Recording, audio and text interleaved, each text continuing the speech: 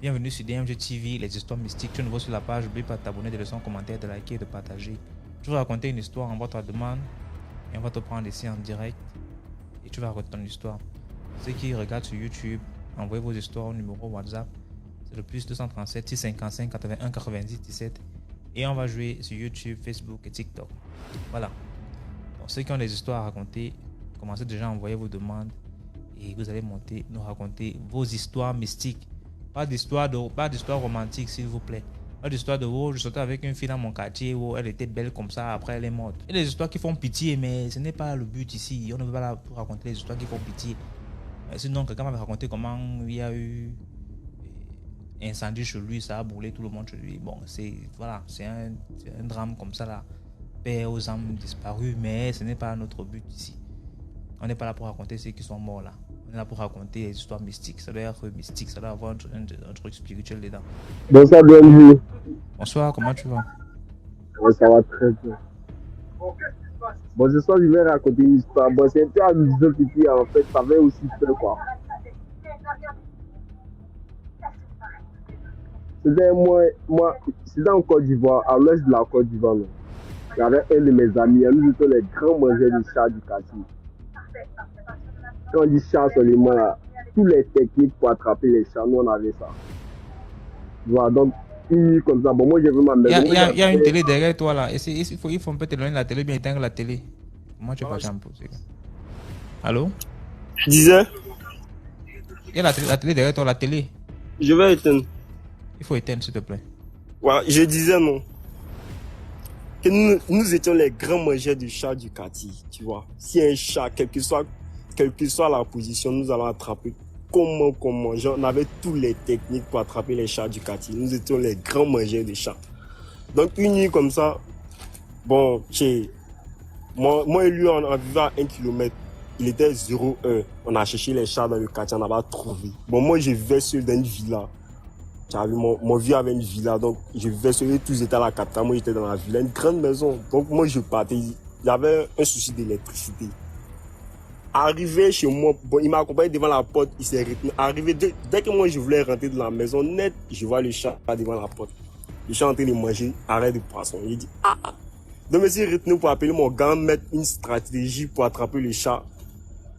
Il vient l'appeler, on revient où le chat n'est plus là. Il dit bon, comme le chat n'est plus là, moi je sais pas pourquoi le chat est venu m'attendre devant ma porte. Et puis je viens, il me regarde et puis il bouge pas. Si c'est comme ça, moi j'allais dormir chez toi. Bon, pendant ce temps-ci, il y avait un souci d'électricité. Donc en marchant, on arrive vers un arbre, on avait une petite fille comme ça, une petite fille. Étant curieux, et puis il était déjà 1h du matin, on s'est approché de la fille. Moi j'avais le téléphone dans ma main, je n'avais pas allumé la torche. Donc mon ami il était curieux, il dit ah ma petite, où vas-tu à cette heure? Elle répond pas. Où vas-tu à cette heure? Elle répond pas. On veut la toucher aussi, on n'arrive pas à la toucher. Vous voyez le problème.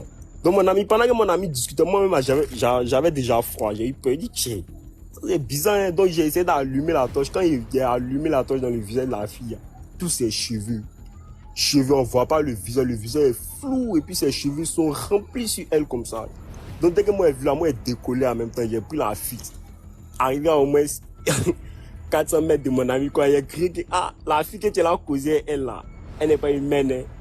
D'ici l'hiver, ça rencontre là, non. Donc on est descendu, on avait un féticheur dans notre quartier, hein. On allait l'appeler. Lui, il dit non, pourquoi on a laissé la fille là partir? Que nous, on n'a qu'à aller attraper la fille là. Lui, il a besoin des cheveux de la fille là. Que nous, on n'a qu'à aller attraper dans le noir là. Donc nous, on marchait devant la fille, devant nous comme ça, la nuit, la fille là a disparu. Donc nous, on a commencé à parler, on a commencé à lancer des cris de guerre pour dire que non, on n'a pas peur que si elle est femme, elle n'aura venir. Donc ce jour-là, il devait dormir chez mon ami. Pendant la nuit, là, la chose là est venue derrière nous. Je commençais à gratter la porte. Je marchais sur les toits. Bon, moi, j'avais pas peur parce que là, moi, j'ai dormi au mur. Moi, mon ami, il était en face de la porte. Moi, me dit quoi? Si la chose là doit casser la porte pour rentrer là, le temps, il va finir de manger mon ami là. Moi, il fui pour laisser mon ami dans la maison. Donc lui, il était inquiet. Moi, il n'avait pas peur. Moi, il me dit qu'il a dit, ils vont finir de le manger là. Moi, il fuit. Donc là, la chose là gratte la porte. Ça a fait des cris bizarres. On crie dans la maison, on prend les assiettes, on tape. Bon, moi, j'ai ri, mon ami là, lui prenait ça trop sérieux. Lui, il a peur. Moi, il n'a pas peur parce qu'il a. Moi, moi, c'est qu'il ne faut pas me manger premier. Moi, c'est qu'il sait couvrir. Ça doit me manger, ça doit le manger d'abord. Donc, on a fait tout le bruit. La chose ne nous laisse pas. Le féticheur, on l'appelle. Lui aussi, il avait une fille dans la maison. Il a une fille dans la maison, on l'appelle. Il va décrocher. Que nous, on est dans les problèmes, on transpire. Tu vois, on a lutté jusqu'à la chose n'avait pas parti. Donc, on a essayé de faire quoi? On a pris les assiettes, les mamites de la maison, on a commencé à limer sur le sol. Pour que le bruit là, ça puisse interpeller les personnes. On fait tout ça, la chose n'avait pas. Donc, arrivé à un certain moment, les gens du quartier ont commencé. Genre, il y a un monsieur qui est sorti. Il est venu dire, mais vous tapez les assiettes, pourquoi? Il dit, mais il y a un truc qui a gratté notre pote, on ne comprend pas, on sort. Il dit, lui, il n'a rien vu. Donc, c'est du quoi? Peut-être c'est quelqu'un qui veut nous effrayer. Donc, on est rentré encore. Non, cette fois-ci, c'était plus grave. La chose a marché sur les toits. Ça marchait sur les toits. Et puis, l'on dit, mais quand on est sorti, on voit sur la porte, des gens, des griffes même des personnes, non. Hein? C'est comme s'ils étaient venus en groupe même sur nous, parce que gens, on a dit qu'on n'avait pas peur de la chose là. Genre, moi, j'ai vu la chose là. Lui aussi, lui n'a pas vu. Moi, il est touché dans le visage de la chose. Moi, j'ai vu. C'était une petite fille, quoi, mais on voyait pas genre, les yeux, on ne voyait pas les yeux. C'était trop bizarre. Moi, j'avais trop peur. Mais quand on est deux, moi, n'importe quelle situation, et puis c'est pas la première situation ici qui m'est arrivée, même chose comme ça, mais quand il sait que je suis deux là, moi il sait que si on finit de manger, moi mon ami là, moi il sait que moi il est fui. Voilà, c'était mon histoire. Bon, c'est un peu trop long, donc j'ai essayé de raccourcir un peu pour ne pas trop perdre le temps, quoi. Donc, belle soirée à vous, je suis dans les commentaires. Donc tu es un chasseur de chats alors, monsieur Janowski. Grand chasseur de chats et nous, n'importe quelle situation. Donc, au quartier seulement, si tu as besoin d'un chat là, tu nous fais signe seulement. Tous les topos, tous les documents des chats. Donc jusqu'à maintenant, tu continues à chasser les chats. Moi, j'ai arrêté. Parce qu'il y a un de mes amis qui est devenu fou en voulant essayer de tuer un chat. Là. Il est devenu fou. Donc, depuis ce jour-là, on a arrêté. Yeah. Lui, c'est des gens, les gens du village même, ils nous quittaient même pour ça. Donc, ils ont envoyé un faux truc, un chat comme ça. Il a essayé de lapider le chat et le citron. On n'a pas eu le chat. Donc, depuis ce jour-là, on a parlé, il est devenu fou. Il marche dans la rue comme ça, il est devenu fou. Donc, à notre tché, on a arrêté de moyer les chats. Hein. On a plus de temps de ça. Maintenant, on mange les poulets. D'accord, merci pour l'histoire. C'est gentil. Bonsoir DMG, bonsoir tout le monde. Bonsoir. Je vais raconter une petite histoire, hein, puis je vais revenir après. D'accord. Bon, je vais le nommer. C'est l'histoire d'un jeune je vais appeler Léon. Je ne sais même pas si j'ai déjà expliqué ça ici. Je ne sais pas, je te pose une question. Je t'avais parlé de quelqu'un qui travaillait à l'ONU une fois ici. Non. Non, ok. Donc, c'est l'histoire de Léon. Mais avant ça, je vais te dire que il n'y a pas quelqu'un qui a plus peur de la mort que le sorcier. Le sorcier a tellement peur de la mort, autant il inflige la mort à tout le monde. Mais lui, il a tellement peur de la mort. Donc, c'est l'histoire de Léon. Léon, c'est un jeune homme, enfin, c'est un monsieur qui se cherche un peu partout dans la vie. Tout, c'est difficile. C'est pas facile, quoi, mais il est l'aîné d'une famille. Donc, un jour, son père vient le voir. Et puis, son papa lui dit, « Ah, mon fils Léon, je suis sorcier. Je t'ai déjà livré à ma confrérie. Ils vont te tuer bientôt. Donc, si tu as une solution, et tes frères aussi, si vous avez une solution, que chacun se cherche en fait, parce que toi, ta mort est imminente. » Donc, Léon essaie de demander un peu à son père. Bon, son père dit non, tu es mon fils, j'ai pas envie de te perdre et tout, voilà. Et c'est comme ça ils ont cherché, puis ils ont trouvé un camp de prière pour la délivrance. Et ils sont partis avec les frères et tout. Arrivé là-bas, c'est Léon seul c'est parce que c'est quelqu'un qui prie beaucoup et il a vraiment de l'amour, de la pitié pour son papa. Mais les autres frères étaient fâchés, surtout le dernier qui disait que quelque chose ce qui va se passer, même si son papa dit qu'il a été délivré et tout, lui va tuer son papa. Donc le serviteur de Dieu essaie de d'abord arranger les problèmes de famille, même avant de commencer les histoires de délivrance et tout. Donc on interroge le vieux. Le vieux, il vient là, il dit non, comme il a dit à son fils que voilà, je l'ai livré parce que j'étais obligé et que le calendrier est déjà tracé, il va bientôt mourir, mais c'est mon fils, je l'aime, je ne veux pas qu'il meure. Présenté ainsi là, c'est intéressant. Voilà, donc du coup, Au moment où on interroge le vieux, c'est là on se rend compte qu'en fait, le vieux est en train de mentir. Il a son fils Léon, là. Il y a longtemps, il veut tuer l'enfant. Sauf que, comme je dis souvent, il y a des gens que Dieu a mis la main sur eux. Particulièrement, on ne peut pas les tuer facilement. Donc, qu'est-ce qu'il fait? Il gâte tout ce que son fils entreprend. La première raison, c'est parce que dans le camp de sorcellerie là-bas, il doit, puisqu'il a mangé plusieurs fois, et à chaque fois qu'on lui demande de tuer son fils, quand il s'en va essayer, il n'arrive pas. Quand on lui demande d'envoyer son fils, quand il s'en va essayer, il n'arrive pas. Donc, il devait de la viande d'un militaire, et puis il devait la viande d'un professeur. Entre-temps, Léon lui-même, dans sa vie, là, son truc, c'est soit être militaire, soit être enseignant. Mais s'il est militaire ou s'il est enseignant, son père sera obligé de rembourser la dette qu'il a contractée dans le monde de la sorcellerie là-bas. Et alors qu'en âme et conscience, il sait qu'il ne mourra pas son fils. Quels que soient tous les plans qu'il met sur pied pour éliminer son fils, il n'arrive pas. Donc, qu'est-ce qu'il fait? À chaque fois que l'enfant présente un concours, soit de corps habillé, il le fait échouer. Ou s'il présente un concours de l'enseignement, il le fait échouer. Et c'est dans le cas, en fait, maintenant, ils vont se rendre compte qu'en fait, le père, lui, il est venu blaguer l'enfant. C'est parce que, justement, comme il devait depuis très longtemps et qu'il n'arrivait pas à donner la viande de son fils, du coup, ses acolytes de l'autre côté, malgré qu'il soit le chef, malgré qu'il soit le sniper du groupe, eux, ils ont commencé à dire non, tu vas quand même pas manger notre viande. Et puis, toi, à chaque fois qu'on va te dire de donner ton fils, tu vas nous tourner autour. Donc, ils l'ont attaqué. Et quand ils l'ont attaqué, il a pu éliminer un d'entre eux. Mais après, à chaque fois, il était victime maintenant des pièges et tout. Donc, il ne savait pas s'il allait pouvoir tenir pendant longtemps. C'est la raison pour laquelle il est venu dire à son fils, mais en se faisant passer pour un héros devant son fils, dit que non, viens, on va laisser faire délivrer. Alors qu'au fond, c'est pour se sauver lui-même la vie, puisque s'il n'est plus dedans, ils vont pas lui réclamer la viande qu'il leur doit. Tu vois? Et donc, c'est comme ça. D'abord, et puis, il y a une fois aussi, déjà, la dernière fois qu'il a tenté d'attenter à la vie de son fils, le fils en question, il s'était marié et il a eu un enfant. Et il appelle son père pour dire, ah, ma femme a accouché ton premier petit-fils, est-ce que tu peux venir voir l'enfant et tout? Le père fait le déplacement, il trouve son fils dans la ville où il travaille en tant que pompiste de l'ONU.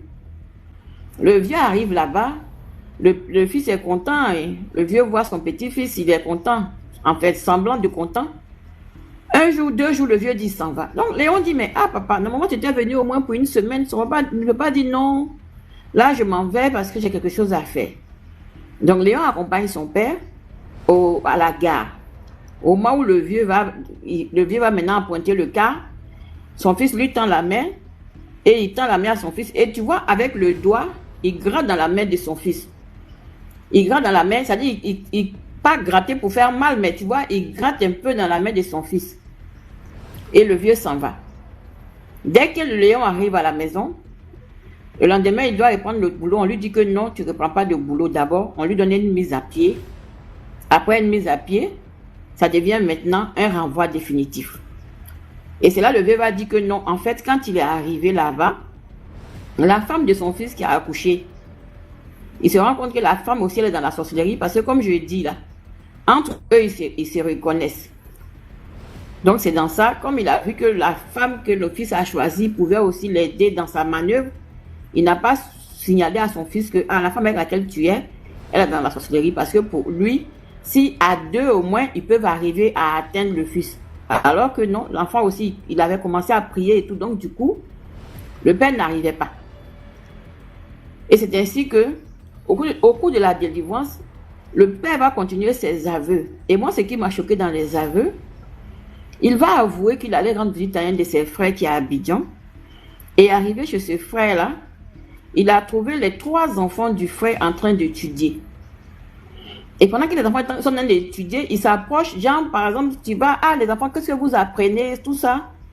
Et pendant que les enfants sont en train d'étudier, ils récitent leurs leçons. Le vieux, il avale la voix des enfants là. Et avec la voix, il détruit leur intelligence. Donc, il y a un qui s'est retrouvé comme voleur, l'autre était dans la drogue, le 3e même était en prison. Voilà, il y a des gens qui reconnaissent, qui disent que ça a déjà été raconté, effectivement. Bon, donc moi, comme j'ai tellement d'histoires, je peux m'être gouré un peu. Et du coup, c'est pour dire quoi? Souvent, on reçoit des gens, et ça je le répète chaque fois, on reçoit des gens parce qu'on se dit que c'est de la famille, on ne jauge pas leur capacité spirituelle, bien leur inclinaison spirituelle, on les reçoit, et voilà comment 3 enfants de son propre frère, aujourd'hui ont eu leur vie gâchée parce que il a reçu un frère de manière, sans arrière-pensée, et par amour et tout. Donc, à un moment donné, il faudrait que on protège nos enfants. Avant de recevoir, il faut prier. Avant de recevoir quiconque, même pour un petit séjour, il faut prier parce que maintenant là, rien n'est anodin. Chacun peut détruire comme il veut et quand il veut. Donc voilà, c'est la première histoire. Je vais revenir tout à l'heure. D'accord, merci beaucoup. Bonsoir. Bonsoir DMG. J'espère que tu vas bien. Oui, ça va. Bonsoir à toute la famille DMG. J'espère que vous allez bien. Je viens de la Côte d'Ivoire. J'ai une petite histoire à vous raconter. C'est l'histoire de ma mère. Ma maman, à chaque fois qu'elle se réveillait, elle avait mal aux pieds, soit son genou s'enflait, soit toute sa jambe s'enflait et tout. Donc elle faisait les petits médicaments traditionnels et tout, excusez-moi, mais ça n'allait pas. Donc un jour, elle a fait un rêve, on avait un chien noir à la maison. Elle a fait un rêve que le chien l'a attaqué. Voilà, moi je suis musulmane, quand on fait ce genre de rêve, on va chez les praticiens pour comment dirais-je, pour voir ce que ça veut dire en fait. Donc elle est partie chez le monsieur. Le monsieur lui a dit, quand tu fais un rêve où tu te bats avec un chien, un bœuf ou un mouton, ça doit être la sorcellerie. Donc le monsieur lui a donné une poudre. Il lui a dit, tu prépares la nourriture du chien et tu mets la poudre là-dedans. Si le chien mange, qu'il meurt, c'est que c'est quelqu'un qui s'est fait passer pour le chien pour t'attaquer. Mais si le chien mange la nourriture et qu'il ne meurt pas, que tout va bien, c'est que c'est juste un rêve comme ça qu'elle a fait et tout. Donc elle a préparé la nourriture du chien et tout, et puis elle a mis la poudre dedans pour donner au chien. Donc après, quand le chien a mangé, le chien est mort. Donc nous tous on pleurait, et le chien, parce que c'était nos chiens préférés et tout, bien gros, bien noir. Donc c'est après qu'elle nous a expliqué que, et excusez, le monsieur lui a dit, quand le chien va mourir, quand tu vas dormir, tu vas faire un autre rêve où la personne même qui s'est fait passer pour le chien va venir en réalité dans le rêve. Donc tu vas voir le visage de la personne. Donc le lendemain, elle a fait le rêve et elle a vu le visage de la personne. Elle nous a appelé, elle nous a fait asseoir. C'est là qu'elle nous a expliqué que son genou qui est enflé, là, c'était de la sorcellerie, c'est quelqu'un qui voulait l'attaquer. Mais elle a vu le visage de la personne. Elle peut pas nous dire, mais faut qu'on se méfie des personnes de la famille. Faut qu'on ne mange pas le reste de la nourriture de mes tantes, mes oncles, ma grand-mère. Bon, je sais pas pourquoi elle a cité ça. Mes tantes, mes oncles, ma grand-mère. Donc, voilà, la morale de l'histoire est que quand vous faites un rêve, ne banalisez pas. Cherchez quelqu'un qui peut traduire ça pour vous, pour que vous puissiez comprendre en fait. Parce que c'est pas tous les rêves qui sont simples. Voilà, c'était mon histoire et merci. Merci beaucoup pour l'histoire. Marini. Coucou. Bonsoir Queen. Bonsoir tout le monde. J'espère que vous allez bien. Très bien, merci. Et toi-même? Ça va, merci. Je vais vous raconter l'histoire de ma maman. Excusez-moi si je raconte mal, je suis jamais montée, donc je reste toujours en commentaire. Ouais, je suis ivoirienne de la Côte d'Ivoire. Père à son âme. Ma maman est décédée en 2005. J'avais 10 ans, je me rappelle très bien. Et elle est morte de façon très mystique. De ce qu'on m'a raconté. Et jusqu'à présent, j'ai toujours pas de réponse. Ma maman était une fois à la maison et elle a reçu l'appel de la meilleure amie à sa maman qui lui a dit au téléphone, toi tu crois que tu te caches quoi? Tu te caches pas. Hein? Et ma maman était tellement choquée de l'appel elle a dû raccrocher rapidement. Et après, elle est tombée gravement malade. Elle se retrouvait jamais. À chaque fois, elle tombe malade, On ne sait pas elle a quoi. Et c'est comme ça, elle se soignait et tout. Elle avait un petit frère qui était là, il n'avait rien. Et tout d'un coup, il dit il a mal à la tête. On va l'enterrer. Tu sais, chez nous, les musulmans, là, on nous enterre avec un pagne blanc. Ils ont dû changer le pagne 7 fois. Tellement il saignait. Pourtant, le gars, il n'avait rien. Il avait juste mal à la tête. Mais le jour de son enterrement, on était obligé de changer le pagne blanc à 7 fois. Donc, c'est comme ça, ma maman ne se retrouvait pas. Elle se retrouvait pas. On l'hospitalise à chaque fois à l'hôpital. Quand elle rentre, elle se retrouve pas. Des gens comme ça racontaient comme quoi, excusez-moi, désolé, elle avait le sida. Les gens racontaient un peu de tout en fait, parce qu'on savait pas elle avait quoi.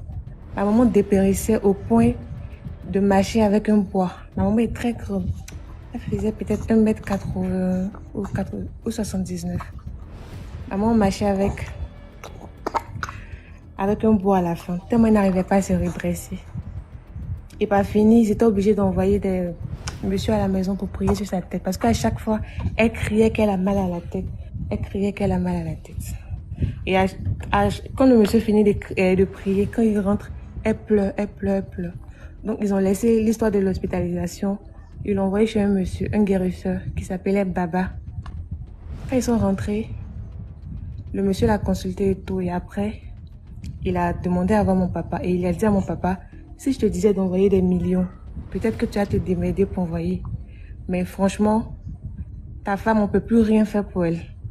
Parce qu'elle est déjà, excusez-moi, elle est déjà décédée. Donc l'argent que tu vas prendre pour la soigner là, il faut garder l'argent pour l'enterrer parce qu'elle n'est plus de ce monde. C'est ce que le guérisseur a dit à mon papa. Pendant ce temps, ma maman était en salle d'attente. Elle attendait de savoir ce que le monsieur dit. Est-ce qu'il va pouvoir la soigner et tout. Donc quand mon papa il a entendu ça, il était tellement choqué qu'il a commencé à pleurer. Il ne savait même pas comment aller vers ma maman pour lui dire de rentrer. Donc c'est ma tante qui est venue le consoler. Puis ils ont essayé de blaguer ma maman. Allons à la maison. Elle dit non, elle ne va pas. Elle veut rester chez le monsieur pour qu'il la soigne. Parce qu'elle ne se sent pas bien, elle se sent mal. Ils ont tout fait. Ma maman ne voulait pas rentrer à la maison. Donc c'est comme ça, elle est restée chez le monsieur quelques jours. Il a fait semblant de la soigner et tout. Mais bon, il avait déjà dit que c'était fini. Arrivé un moment à la maison, les messieurs qui venaient prier, là, ils n'entendaient plus les cris d'une personne humaine. Ils entendaient ma maman bêler. C'est-à-dire, elle faisait des cris de mouton par moment. Tellement elle avait mal, elle crie. Tu l'entends crier après, tu as l'impression que c'est un mouton qui bêle. C'est comme ça, elle est restée là. Et puis, un matin, ma maman a rendu l'âme. Et ce qui m'a le plus choqué, les gens racontaient que c'est ma grand-mère qui lui avait fait du mal. Parce que tous ces enfants décédaient mystiquement comme ça. Ils sont là, dans la rue, ils ont mal à la tête, on les enterre. Ils ont rien en fait. Et ce qui m'a le plus choqué dans cette histoire, c'est que le jour de l'enterrement de ma maman, ma grand-mère est venue, elle ne pleurait même pas. Tout ce qu'elle a demandé ce jour à mon papa, elle dit qu'elle veut prendre les affaires de mon papa pour envoyer au village, qu'elle va aller faire cadeau. Mon papa dit mais attends, on n'a même pas fini d'enterrer ta fille. Ta fille, elle a une fille, sa fille peut porter ses affaires après. Pourquoi tu viens et soudainement tu veux ses affaires? Attends qu'on finisse au moins de pleurer. Je me rappelle que ma grand-mère n'a même pas versé une goutte de larmes. Donc, cette histoire a été un peu choquante pour moi. C'est vrai, elle était petite, mais il me rappelle de la douleur de ma maman. Elle était tout le temps malade. Tout ce que j'ai comme souvenir d'elle, là, c'est sa maladie. Elle était tout le temps couchée avec son poids. Donc ça, je peux dire, c'est une histoire mystique. Il n'y a que Dieu qui connaît la vérité. Mais je sais que ma grand-mère est tombée malade il y a 4 ans maintenant. Et ils ont demandé à ce que je parte la voir. Arrivée à l'hôpital, elle n'arrivait même pas à me regarder dans les yeux. Elle n'arrivait même pas à me parler. Wow. Il n'arrive même pas à Condoléances. décrire. Merci. C'est gentil. Donc ça, je peux dire que c'est une histoire mystique. Mais la vraie vérité, il n'y a que Dieu qui la connaît en fait. Donc c'est un peu ça mon histoire. Merci à tous. D'accord. Merci beaucoup, Queen, pour l'histoire. Je vous en prie. Allô? Allô, Audrey, bonsoir. Bonsoir, comment va? Ça fait longtemps? Ouais, je vais très bien, merci. Et toi? Ah, ok. En fait, j'ai une petite histoire. Bon, enfin, j'aimerais savoir aussi ce que ça veut dire. Je veux avoir une... Si on peut un peu m'expliquer le rêve, ça remonte déjà. J'ai ma grand-mère avec qui... Bon, j'ai ma grand-mère, c'est comment on appelle, la demi-sœur de ma défunte grand-mère. On vivait à l'époque au terrain familial. Une fois, une amie était venue j'avais même déjà raconté une histoire, mais je n'avais pas donné la suite de l'histoire. J'avais venu raconter l'histoire, le début de cette histoire-là. Je devais aller rendre visite à une amie, une collègue à moi, qui avait eu un panari, mais apparemment, après, on a dit qu'ils ont trouvé que c'était un fusil nocturne. Je devais aller la voir avec une autre collègue aussi. C'est comme ça que quand j'arrive chez elle, elle habitait à Libreville, en Boé. Elle habitait en Boé. Quand on arrive en Boé, comme on ne connaissait pas sa maison, on l'a appelée. Donc, elle allait chez la dame qui lui faisait les soins. Moi, je ne savais pas que c'était un ganga. Comme ça que quand on arrive, enfin, on est arrivé en Boé, on l'a appelée. Elle me dit, oh, mais depuis le matin, je vous attends. Vous n'arrivez pas. Donc, moi, je suis en train d'aller là où je fais les soins. Bon, vu que nous sommes venus, nous sommes passés de chez nous pour lui rendre visite. Donc, on était obligé de la suivre où elle allait se faire, là où elle se fait traiter. Pour moi, pour nous, on savait qu'elle avait le panari, raison pour laquelle on a accepté le parti. Moi, je savais que c'était pour aller chez un marabout, je ne devais pas partir. Donc, quand on a commencé à marcher et tout, bon, pour moi, c'est que c'est le médecin. On va à l'hôpital. On va chez une infirmière, en fait. On a marché face à un temple. J'ai dit, oh, à quel niveau? Elle m'a dit, oh non, c'est la femme là qui me soigne. Moi, on ne pouvait plus faire des mythes assises. Ma collègue avec qui, bon, ma copine, elle s'est assise au coin. Moi, je me suis mise au milieu et l'autre, celle, la malade, s'est mise aussi à l'autre coin. Donc, pendant que nous étions toutes les trois assises, on l'a trouvée en consultation. Elle consultait des enfants. Il y avait des gens là au temple et tout ça. C'est ça qu'elle faisait à chaque fois. Elle parlait d'un mot à l'enfant, à l'un des enfants qu'elle consultait. Elle avait une canne. Elle pointe la canne de là où nous étions toutes les trois assises. Bon, moi, ne la connaissant pas, elle est traite avec. Peut-être qu'elle a. Pour moi, je me disais qu'elle avait vu quelque chose sur. Comment on appelle ça? On était là. Elle parle un peu. Elle pointe le doigt. Elle pointe sa canne sur là où nous étions assises. Elle parle un peu. Elle pointe.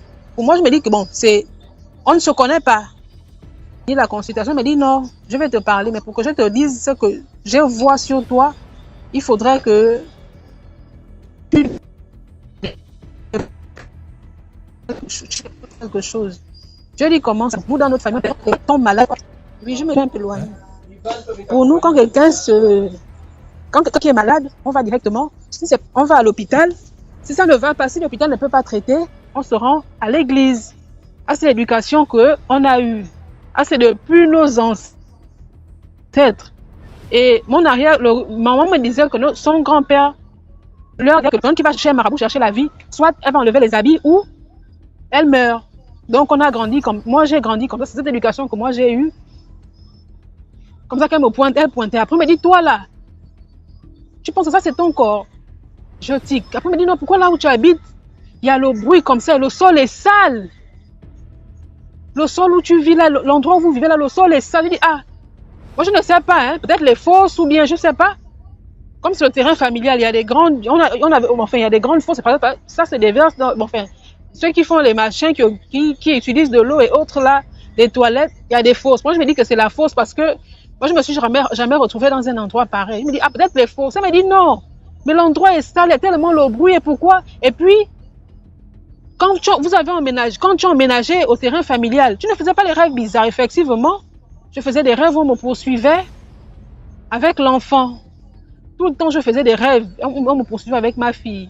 Comme je n'ai qu'un enfant, chaque nuit, je faisais des rêves. Et ma première nuit, là-bas, ma fille ne dérangeait pas la nuit. Mais la première nuit que je passe là-bas, l'enfant a pleuré toute la nuit. C'est comme si elle voyait des choses. C'est comme si je ne sais pas. Donc, moi, je dis non, oui, effectivement, je fais des rêves. Elle me dit non, c'est ton corps.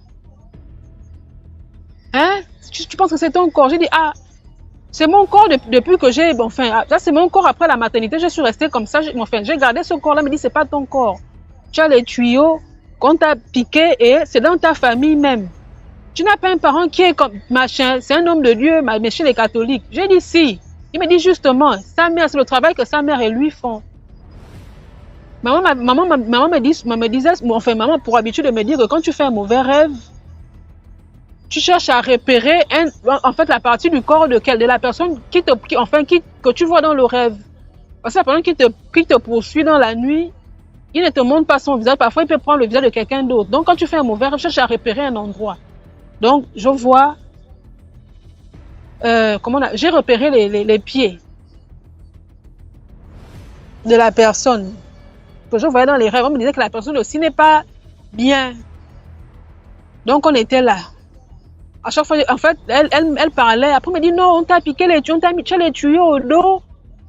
Ils ont un avion mystique. Et puis, ton sang leur sert de kérosène. Effectivement, moi, je fais un temps, je prends quand même du poids, j'ai bonne mine. Un temps, je maigris. Un temps, en fait, c'est comme ça que j'étais quand je vivais là-bas. C'était comme ça, je sais que j'avais maigri, je ne ressemblais plus à rien. Quelqu'un qui ne me connaît pas ou bien quelqu'un qui n'est pas de ma famille, les gens doutaient même de moi, pensaient peut-être que j'avais la grande maladie. Une fois, je me rapproche d'un de mes oncles avec qui je parlais, il me dit, ah, je suis même allée, mon corps là, je ne comprends pas, je ne sais pas quelle maladie j'ai. Je suis même allée jusqu'à faire mon bilan, mais je ne vois rien. Mais il n'y a que le VIH qui peut faire maigrir quelqu'un comme ça, mais je n'ai pas ça. Mais je ne sais pas pourquoi je suis maigre comme ça. Et mon oncle là me disait, non, ça va venir, c'est parce que tu n'es pas encore stable, ça viendra, ça viendra, ça viendra. C'est comme ça que je quitte le terrain familial, je vais vivre chez mon ami. Quand je vais vivre chez mon ami, pour un bon bout de temps, je vais dormir dans la nuit. Quand je vais dormir dans la nuit, je vois mon arrière-grand-père. Bon, je ne savais pas que c'était lui. Dans le rêve, la grand-mère avec qui je faisais la guerre. Comme mon arrière-grand-père, il avait plusieurs femmes.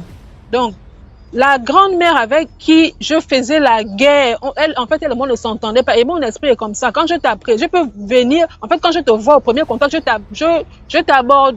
On est bien, on s'entend bien, je t'apprécie bien. Mais au bout d'un certain temps, mon esprit ne t'apprécie plus. Bon, moi, je ne t'apprécie plus. C'est maintenant les problèmes tout le temps. Je n'ai même plus envie de te sentir. Je suis comme ça. Ça veut dire que la personne n'est pas claire. Et ma grand-mère, là, elle pratique. Pour elle, elle fait la fièvre, c'est le marabout. Elle fait machin, le marabout, petit truc marabout. C'est l'éducation qu'elle a eue de sa mère. C'est comme ça que je fais le rêve. Je vois un homme âgé, une bouille que je ne connais pas, même la photo même de mon arrière-grand-père, je n'ai jamais vue. Je ne sais pas comment, en fait, je n'ai pas vu. Je vois un homme dans le rêve. Il me crie dessus, il me dit, toi, Audrey. Il m'appelle, toi là. Hein? Bon, je vais t'envoyer. Va dire, c'est comme ça qu'elle cite le nom de sa fille. Mais elle cite le nom de sa fille. Va dire à telle. Tu lui dis que la vie qu'elle mène là, en tout cas elle-même là-bas, ce qui va l'arriver, si elle continue dans ça, et ma grand-mère en question, là, sa fille en question, est malade, elle a des problèmes de pieds, elle n'arrive même plus à marcher, elle devient bizarre, même elle avait les asticots sortaient même de ses pieds, les maladies bizarres. Donc, il me dit, va lui dire que la vie qu'elle mène, les choses qu'elle fait, elle n'avait qu'à continuer à faire, si elle n'arrête pas. Moi, j'ai dit à mes enfants que c'est l'église, mais la route le chemin qu'elle emprunte là, ce qui va l'arriver, tu lui dis, en fait, c'est avec un ton impératif, Tu vas lui dire, oh, mais elle et moi, le courant ne passe pas, on ne s'entend pas. Je suis même partie de là-bas, chacun passait sa route. En fait, on vivait comme deux inconnus. Il m'a dit, tu sais pourquoi je t'envoie, donc tu vas lui dire que la vie qu'elle mène là, genre avec les menaces et tout. Moi, je me mets à pleurer, je dis que, ah, mais comment tu peux m'envoyer? Mais je ne vois pas le visage de la personne, c'est que c'était un homme costaud, grand de taille, noir. Tu lui dis, je dis, ah, mais je ne peux pas lui dire, je ne peux pas parler avec elle, je ne sais pas comment je vais lui dire, elle va forcément m'attaquer, des trucs comme ça. Il ainsi me dit, non, je sais pourquoi c'est toi que j'ai choisi. C'est comme ça que enfin, quand le jour se lève, je suis même allée au travail. Donc, pendant que j'étais au travail, ça m'est revenu en flash. Comment que je dis, ah, oui, au revoir mon bébé. C'est comme ça que ça me revient en flash. C'est comme ça qu'après, j'ai appelé la tante de maman, qui est d'ailleurs ma bonne grand-mère. C'est elle qui nous a, enfin, c'est elle qu'on considère comme la grand-mère. Elle nous prend aussi comme ses petits-fils.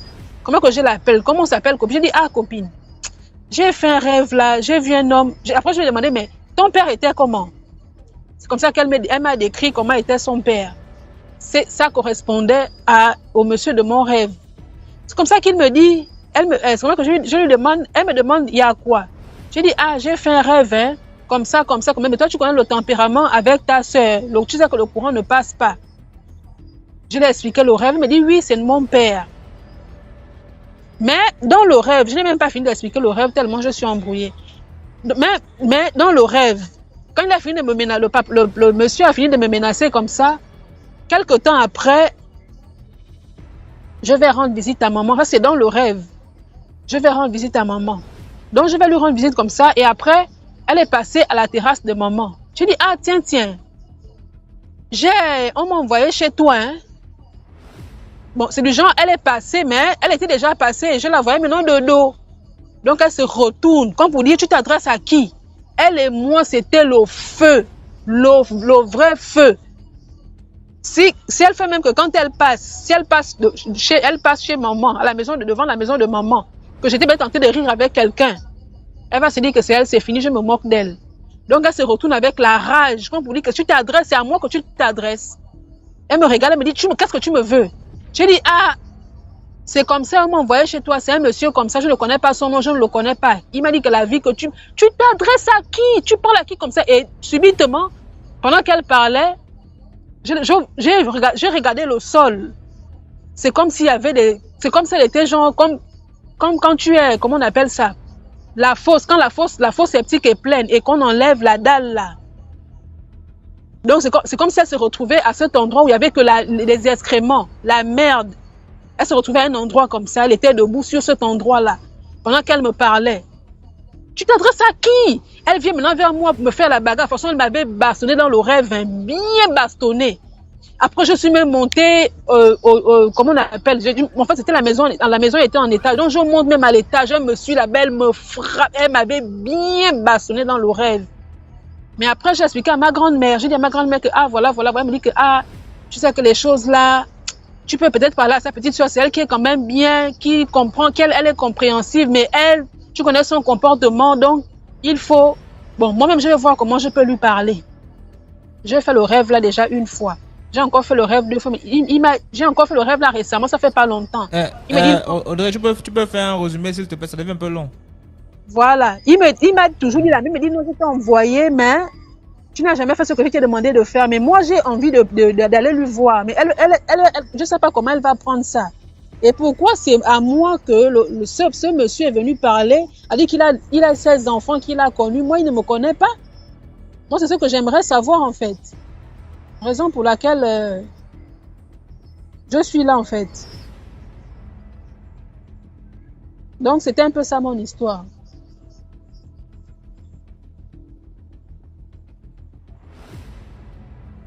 Allô? Ok. Et tu as pu avoir comment on appelle ça? Tu as vu quelqu'un pour expliquer ton rêve là?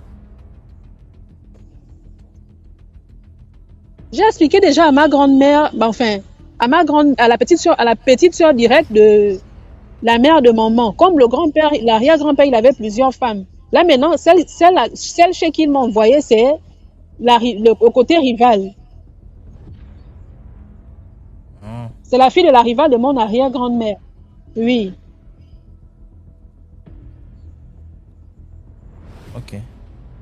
Donc, Je vois les c'est gens un dans peu les ça. commentaires là, qui laissent des commentaires là. Tu peux essayer de lire leurs commentaires, s'il te plaît. D'accord. Allô, Bonsoir DMG. bonsoir. Oui, comment tu vas? Très bien, et toi-même.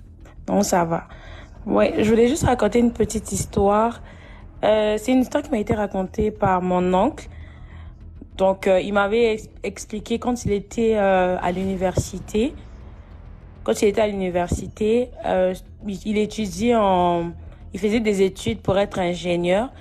Et après, il avait un de ses professeurs, un docteur à l'université et tout. Le monsieur l'aimait bien, l'appréciait bien à chaque fois. Ils restaient, ils échangeaient et tout. Et un jour, le monsieur l'appelle dans son bureau et le monsieur lui dit, tu sais, je vais te donner un nom, un nom d'emprunt. Par exemple, Bernard, il dit, tu sais, Bernard, ce monde-là, tu peux être intelligent et tout, mais pour aller loin dans la vie, pour avoir de l'argent, pour devenir quelqu'un, il faut aussi avoir, comment dirais-je, un côté spirituel et tout, parce que le monde, c'est un monde spirituel avant d'être un monde physique.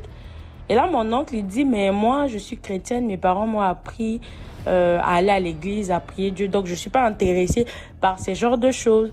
Le monsieur lui dit, mais non, ça ne va rien faire, parce que ce monde, même si tu es intelligent et tout, d'autres portes pour s'ouvrir, il faut venir, il faut un peu toucher des choses. Si tu veux, moi, je peux devenir ton parrain.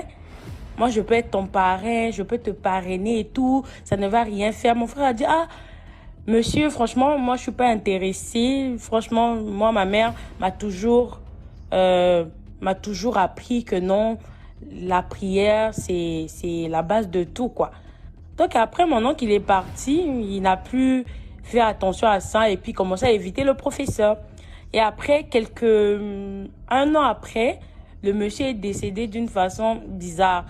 Il était dans son bureau et tout. Le monsieur, il a juste ouvert le tiroir de son bureau. Le professeur a crié, il a lancé un cri. Dès qu'il a crié comme ça, il est tombé, il est mort sur place. Donc, le temps que sa secrétaire arrive, on voit le monsieur, il est déjà décédé. Donc, d'une façon mystique, en ouvrant juste le tiroir, on ne sait pas ce qu'il avait vu, qui a fait en sorte qu'il puisse mourir. Donc, c'est un peu ça ma petite histoire. Ah, ça. Merci beaucoup pour l'histoire, Vivi. De rien, bye. Allô? Bonsoir, user. Bonsoir. Bonsoir. DMV. DMG, pardon. La voix me familière.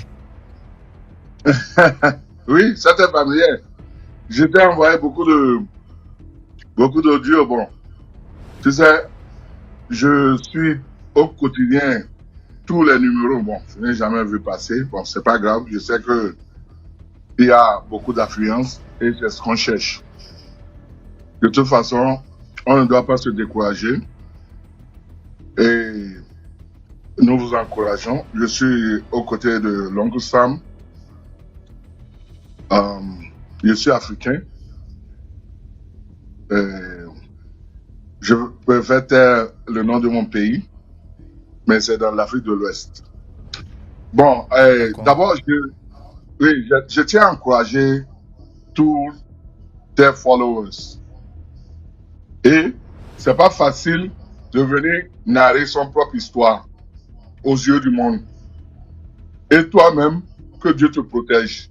Parce que nous ne savons pas, dans la nuit, si tu te retrouves seul, si tu reçois des attaques par rapport aux dénonciations, on ne sait pas. En fait, Donc, nous devons tous diriger nos prières vers toi aussi. Que Dieu te donne longue vie et te protège. merci, merci. Ok. Bon, j'ai plusieurs histoires, mais je vais prendre un. Ça remonte en 2010. C'est une histoire que j'ai vécue comme ça. Donc, je peux intituler cette histoire mystique, voir un esprit à l'œil nu en plein soleil. Donc, je vais l'intituler ainsi. Bon, j'ai un oncle qui est décédé. Et l'oncle, lorsqu'il est décédé, bon, nous sommes tous musulmans. Et son enterrement doit se faire, puisque après la retraite, il a choisi d'être un chef religieux du côté du nord du pays. Et après son intronisation, il a fait peut-être 5 à 7 ans. Et il décédait. Donc, nous allons procéder à l'inhumation. Et c'est ainsi, puisque vous savez, quand nous musulmans, nous mourons, c'est le même jour. Maintenant, comme il a été chef traditionnel, ils ont exigé que son enterrement doit être fait dans le cimetière des dignitaires. Bon, juste là, on n'avait pas vu, on n'avait rien vu venir. Et c'est ainsi, donc il fallait se déplacer de notre ville au village là, à près de 400 km. Donc, c'est comme ça que nous avions fait un cortège et nous nous sommes rendus avec le corps dans le cimetière. Donc, c'est dans ce cimetière, nous sommes partis, parce que nous sommes déjà, nous savons comment l'enterrement se fait du côté des musulmans. Donc, nous sommes allés, avant qu'on n'arrive là-bas déjà, bon, puisqu'ils étaient au courant, c'était à l'ère des téléphones cellulaires, mais il n'y avait pas d'Internet à l'époque. Donc, avant qu'on ne vienne, et ils ont creusé une sorte de puits. Et c'est dans ce puits que l'enterrement doit se faire. Donc, ça représente la tombe. On a dit, mais comment? Il dit, mais un grand musulman comme lui se fera enterrer de cette façon? Ah, nous avions opposé un non catégorique. On a dit jamais. On a commencé par pleurer. On dit non, que c'est une humiliation, tout ça là. On a dit, mais il est d'un chef religieux. Donc, et quand vous appartenez à ce secte, à votre mort, c'est ici qu'on enterre et c'est la façon qu'on vous enterre. Maintenant, nous avons dit jamais, nous n'allons pas accepter que notre oncle soit enterré de cette façon. Et c'est ainsi, GMJ, ils ont dit, bon, comment vous voulez? Je dis, mais comme nous faisons, nous musulmans. Maintenant, nous qui sommes partis là-bas, il n'y avait pas des gens requis pour creuser une tombe à la façon de l'inhumation des musulmans. Tu vois, non? Maintenant, ils nous ont envoyé ceux qui avaient creusé le puits là, comme tombeau là. On les a donné quand même la piste comment ça va se faire. Et ils ont fait, ils ne connaissent pas comment ça se fait du côté des musulmans. Mais c'est ainsi que ils ont fait ce qu'ils ont à faire. Mais on était tous mécontents, on dit que ben, c'est pas bon, on ne pouvait rien. Et c'est ainsi, on était là, nous avions quitté de notre ville après la prière de l'aube. Donc ça va être 6 heures du matin, et nous sommes rendus dans le village vers 11 heures. Donc, en même temps, nous étions déjà au cimetière à 11h30, nous étions déjà là. C'est ainsi quand nous faisions l'enterrement d'MG, voilà le côté mystique de l'affaire. On était là en plein soleil. Et c'est ainsi, il y a une femme qui sort dans le cimetière là, de nulle part. De nulle part. Nous étions à peu près une vingtaine dans le cimetière. Mais elle est sortie de nulle part et elle était comme les anciens hommes là. Vous voyez, comme ceux qui ne portent pas de vêtements, ils cachent seulement leur partie génitaux. Et c'est comme ça, et elle était noire, ses dents étaient noires. Et elle venait, elle criait, elle ricanait. Et elle parlait d'une voix démoniaque. Pour dire, elle parlait dans notre jargon, parce qu'on comprenait la langue. Mais elle parlait ça avec une voix démoniaque. Elle dit, que c'est mon mari qui est venu, que c'est mon mari qui veut être enterré, on doit nous enterrer ensemble. DMG, viens nous voir dans le cimetière. Il y a d'autres qui sont même tombés évanouis dans le cimetière là. Bon, moi, je n'ai pas eu peur. Puisque j'étais un fan, parce que même dans les cinémas, j'aime des films d'horreur, vous voyez. Mais maintenant, ici, nous étions devant la réalité. Et elle était comme celle comme une charbonnière, excusez-moi s'il y a des c'est une façon de parler. Et il y a d'autres même qui ont fui même nous laisser dans le... À l'époque, c'était des téléphones. C'est des photos que les téléphones avaient. Ouais, on peut faire photo. Mais le temps là, j'ai fait la photo. J'ai fait la photo, mais bon, ça fait longtemps. Et DMG, c'est là où vraiment la partie horrible de cette histoire. La femme est sortie de nulle part et elle dit que on doit les enterrer. Et les deux hommes qui étaient requis pour creuser la tombe là, ces deux hommes ont dit que non, que c'est comme ça se fait. Que on doit voir, on ne doit voir par où elle est venue, ni même si elle veut partir, on ne va pas la revoir. Elle va disparaître sans que même quelqu'un ne s'en rende compte. Qu'elle est venue pour qu'elle soit enterrée avec son mari. Je dis, ça veut dire quoi ça? Et effectivement, lorsque les gars là étaient en train de nous expliquer ça, elle a disparu. On ne l'a plus vue. Mais j'avais pris la photo. Mais en son temps, il n'y avait pas de, qu'on appelle les boîtes pour save là, il n'y avait pas ça à l'époque. Ouais. Mais je ne savais pas si avec Android, si ça pouvait la prendre, parce que elle était venue en plein soleil comme ça. Et je vous jure, il y a l'aîné même de l'enfant de notre oncle qui voulait se faire enterrer. Elle est tombée évanouie dans le cimetière. Donc, pour couper le coup, on était là et la femme a disparu, on ne sait plus par où elle a pris.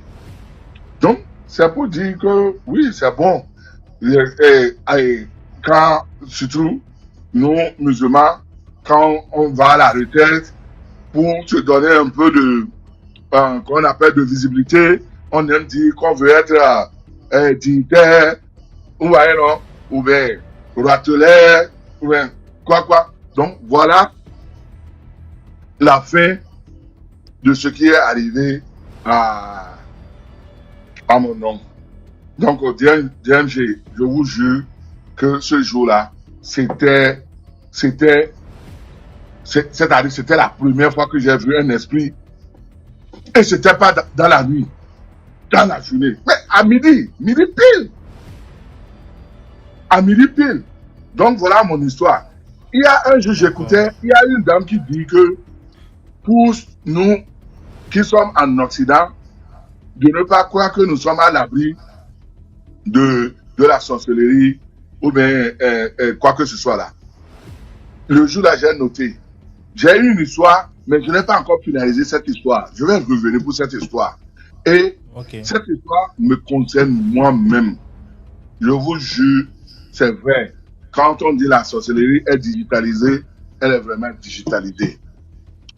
Donc, oui, je dis que ce qui se passe, vraiment, il faut que la prière soit intense.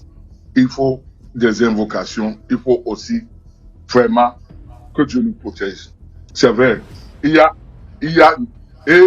tout ce que vous entendez, ce que les gens racontent là, c'est vrai. Mais il y en a d'autres dans les commentaires, ils font semblant que, bon, c'est vrai, ils n'ont pas encore vécu ça. S'ils n'ont pas vécu, hein, ils ne peuvent pas croire. Vous voyez, non? Ils ne peuvent pas croire. C'est comme quelqu'un qui a dit, un Libanais en Côte d'Ivoire qui ne croyait pas, et le jour, et le propriétaire de la maison l'a giflé, donc il s'est rendu compte. Mais c'est comme ça.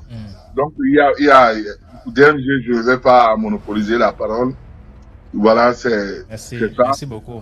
Et j'encourage les gens de s'abonner, de liker, de partager. Je crois que c'est chaque mercredi, ou bien? Mercredi et vendredi.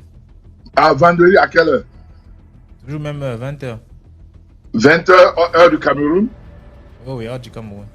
Ah, donc ça fait 13h ici. Ok, donc je vais... Merci. Et ça dure pour combien de temps? Ou bien ça n'a pas une durée? Jusqu'à minuit. Ok, oh, c'est bon, d'accord. Je vais... D'accord. Sinon, je suis de ton premier numéro, j'ai même presque terminé. Même si je dors, c'est avec ça, je dors. Donc, merci. D'accord, merci. Allô? Oui, bonsoir DMG, bonsoir à toutes les personnes qui écoutent.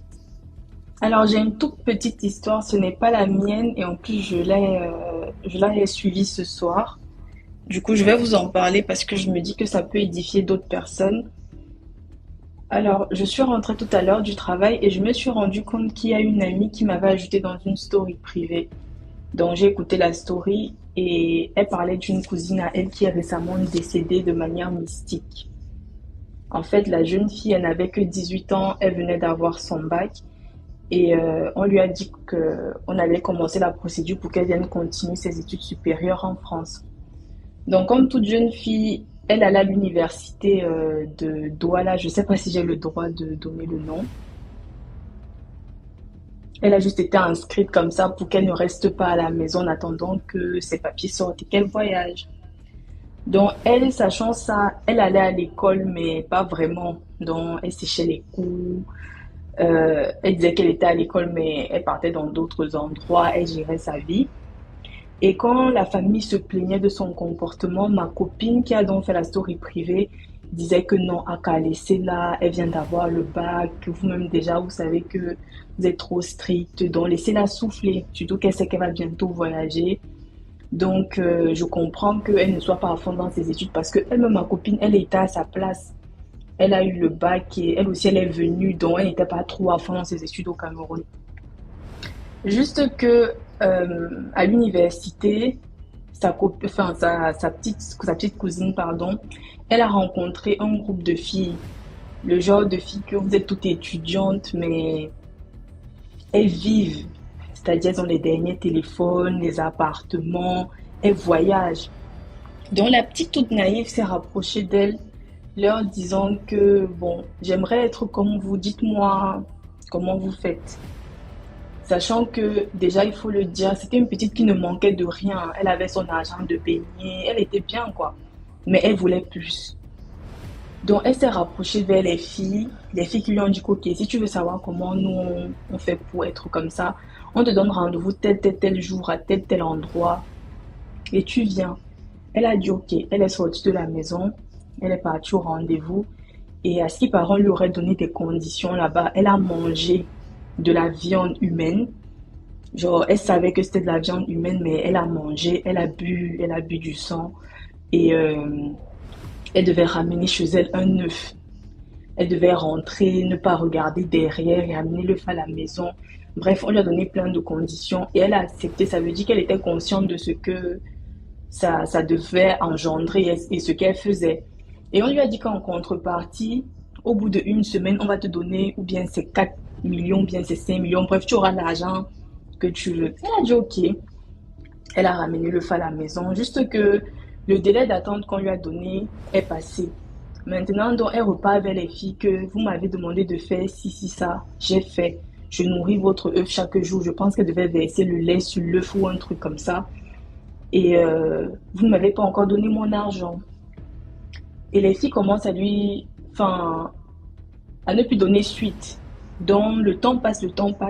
Elles se sont blessées dans son ego parce qu'elle a fait des trucs vraiment qui sont pas humains. Donc, elle voulait son argent. Donc, elle a commencé donc à menacer les filles. Que je vous connais, vous m'avez amené, je connais votre groupe. Donc, si vous ne me donnez pas mon argent, je vais vous balancer et tout, je vais dire et tout, nanana, je vais tout gâter. Et les filles ont dit que, OK, vu que tu vas entrer en compétition avec nous, on va donc te montrer. 2 jours plus tard, la fille a commencé à délirer DMG. Elle a commencé à délirer. Quand elle marchait, elle avait l'impression qu'on l'appelait. Donc, elle se tourne, elle entend son nom, mais elle se tourne, elle ne voit personne. Et ça a commencé à évoluer. Elle a même commencé à faire des crises de folie. Et je tiens à mentionner que la petite, elle est orpheline. Donc, c'est un enfant qui est dans la famille. Comme ça, elle a eu son bac. On s'est juste dit qu'on va mettre les moyens pour la faire voyager. Elle a commencé à délirer, à avoir des hallucinations, au point où elle a commencé à crier le nom de sa mère, de dire à sa mère que ouais, maman, tu es décédée et tout. Mais te voilà, au lieu de reposer en paix, te voilà qui est en train de venir combattre pour ma vie. Non, maman, laisse-moi et tout, repose-toi et tout. C'est moi qui ai cherché, c'est moi qui ai trouvé. Elle est tombée malade, commencé à délirer, mais vraiment, même pas en 3 semaines, ça s'est passé très vite. Et un jour, elle se lève, donc elle commence à crier que oh, je vais confesser.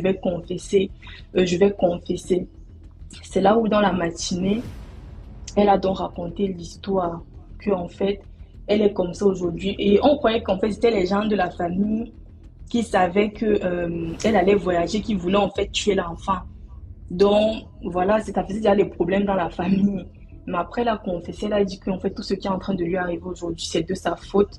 Elle a juste voulu être comme ses amis X et Y. Et elle allait faire des choses qui ne sont pas dignes. Et aujourd'hui, elle est en train de juste de payer les pots cassés. DMG, elle a confessé comme ça hier matin. Hier soir, elle est décédée. Donc, depuis hier, là, ma copine est mal. Elle s'en veut parce qu'elle se dit que quand l'enfant ne partait pas à l'école, on lui disait en tant que grande soeur que regarde ta petite soeur. Elle disait que non, laisse-la, laissez-la, et toi, elle vient voir le bac. Donc, elle culpabilise. Elle se dit que si sa cousine est morte, c'est de sa faute. Parce qu'elle, en tant que grande soeur, elle aurait pu la recadrer, lui dit de ne pas faire certaines choses. Mais elle a laissé, elle validait le truc. Voilà qu'aujourd'hui, la petite, elle est décédée. Elle est décédée vraiment et elle n'a pas pu donner le nom des filles qui l'ont amenée dans ça. Et ça s'est passé quand même, je me suis dit, dans une université que tout le monde connaît. Donc, si vous avez de la famille là-bas ou vos amis, dites-leur seulement de faire attention parce que le dehors est vraiment gâté. Donc, c'était ça la petite histoire que j'avais à raconter ce soir. Merci beaucoup, Miss. Merci à vous. Bonne soirée. Bonne soirée.